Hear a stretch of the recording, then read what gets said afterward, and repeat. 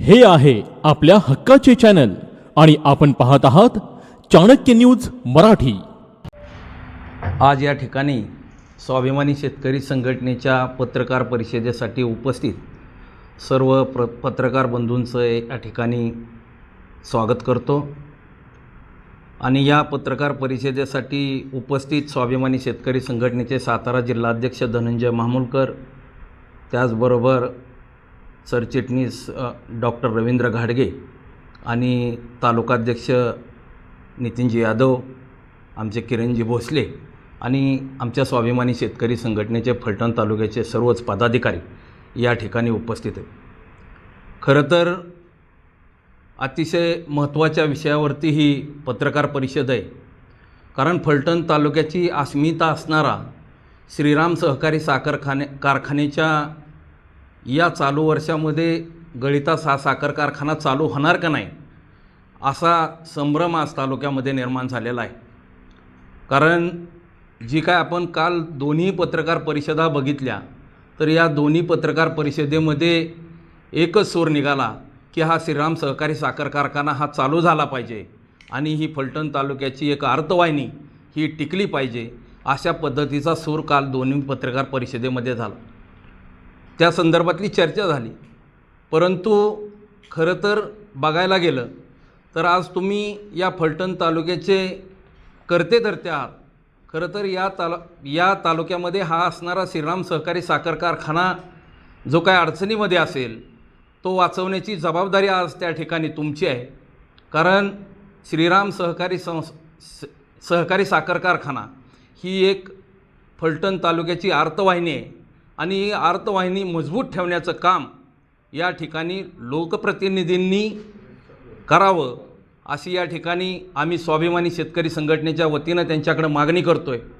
कारण या तालुक्यामध्ये असणारा सर्वसामान्य शेतकरी असेल, कष्टकरी असेल आणि मग या फलटण तालुक्यामध्ये ज्या पद्धतीनं आर्थिक धोरण जे काय ठरवलं जातं किंवा अर्थकारण ज्या पद्धतीनं या कारखान्यावरती अवलंबून आहे, शेतकऱ्यांचा ऊसाचा प्रश्न असेल, त्याचबरोबर ऊस तोडणी कामगारांचा प्रश्न असेल, ऊस वाहतूकदारांचा प्रश्न असेल आणि या सर्वच प्रश्नांकडे यांनी खरं तर गांभीर्यानं बघितलं पाहिजे।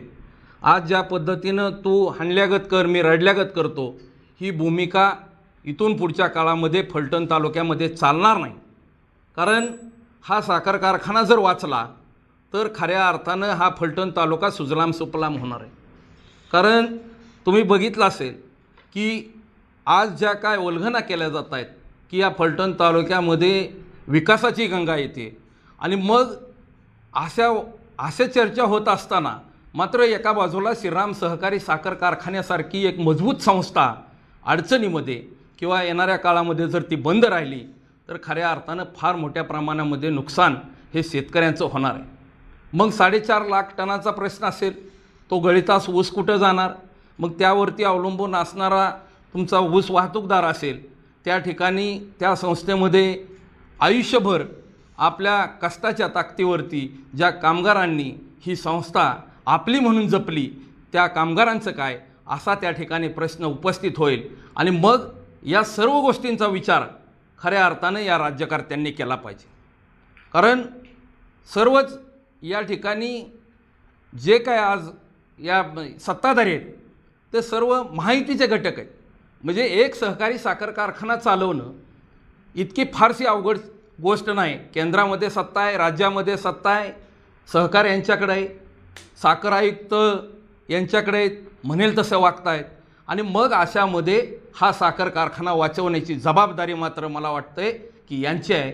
म्हणून स्वाभिमानी शेतकरी संघटनेची या ठिकाणी भूमिका आहे की इथून पुढच्या काळामध्ये हा श्रीराम सहकारी साखर कारखाना वाचवण्याची जबाबदारी ही राज्यकर्त्यांची आहे, सत्ताधाऱ्यांची आहे आणि जर हा साखर कारखाना बंद पडला तर तुम्हाला या तालुक्यातला शेतकरी असेल, कष्टकरी असेल, त्याचबरोबर ऊस वाहतूकदार असेल, या कारखान्यावरती अवलंबून असणारा आमचा कामगार बंधू असेल आणि तुम्हाला कधीही माफ करणार नाही।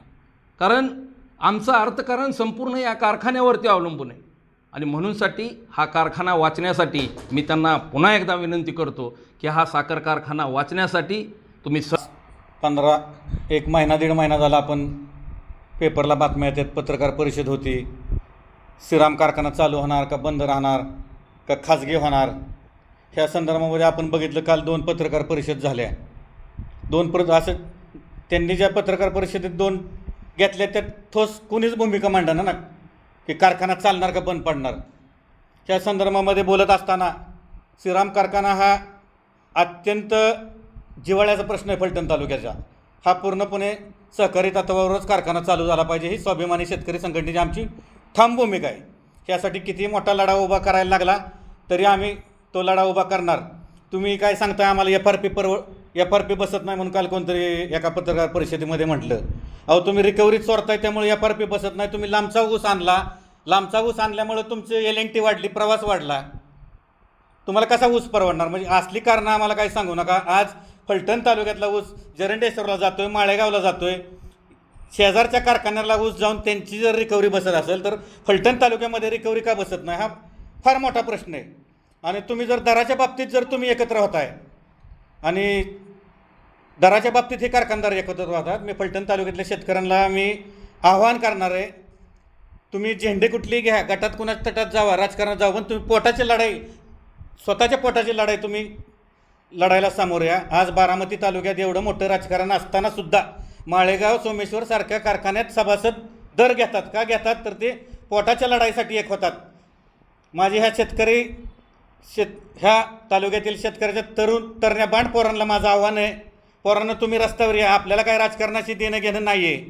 राजकारणाच्या वेळेस राजकारण खेळू, पण आपल्याला आपली पोटाची लढाई, आपण 12-12 तास रानात राहतो, आपण 1.5 वर्ष आपण रानात काम करायचं, ऊस कांडं आपण टोचायचं आणि ह्यांनी बसून निश्चित दर ठरवायचा, हे पूर्णपणे चुकीचं आहे. हा कारखाना हा चालला पाहिजे, 100% सहकारी तत्वावर चालला पाहिजे.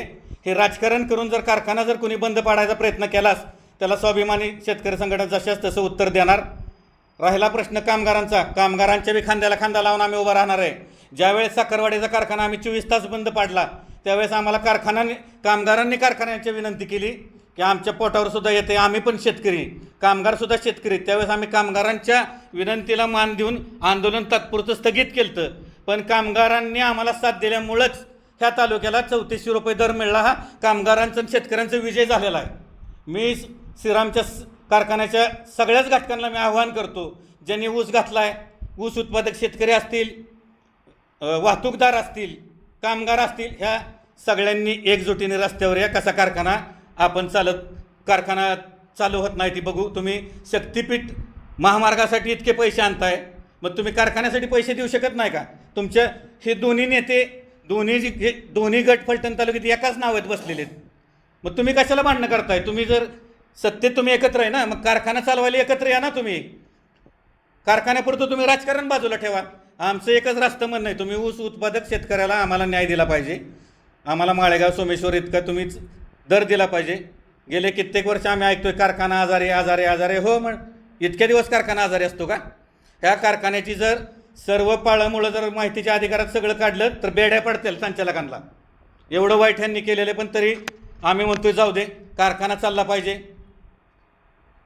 इतके वाईट प्रश्न तालुक्यात झालेला आहे. त्यामुळं स्वाभिमानी शेतकरी संघटनेची ठाम भूमिका आहे, हा कारखाना सहकार तत्वावरच चालला पाहिजे. आणि ह्यात जर कोणी राजकारण करत असलं तर आम्ही त्याला जसं तसं उत्तर देऊ. मागील वर्षाचं जे गाळप आहे त्याचे 200 रुपये बाकी आहेत, त्या संदर्भात काय भूमिका घेणार आहे. इतर कारखान्यांप्रमाणे आम्ही तालुक्यात दर घेणार. इतर कारखान्यांनी 3200 प्लस दिवाळीत 200 रुपये देणार. तोच दर आम्ही श्रीराम कारखान्यात कुणीही चालवायला घेतला तर आम्ही ते 200 रुपये घेणारच.